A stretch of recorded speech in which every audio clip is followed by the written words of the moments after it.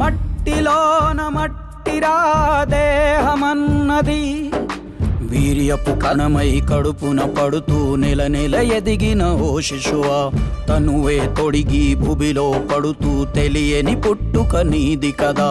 పూర్వ జన్మాల స్మృతిని మరచిపోయావు మానవా, మాయ నిన్నావరించి నడక నేర్చావు మెల్లగా.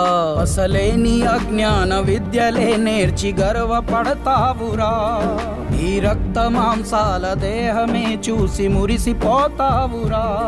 వెను వెంట వస్తున్న మృత్యు పాశాన్ని మరచిపోబోకురా, సాగితే నీ సరిలేరని డాంబికం తెగ పలకకురా.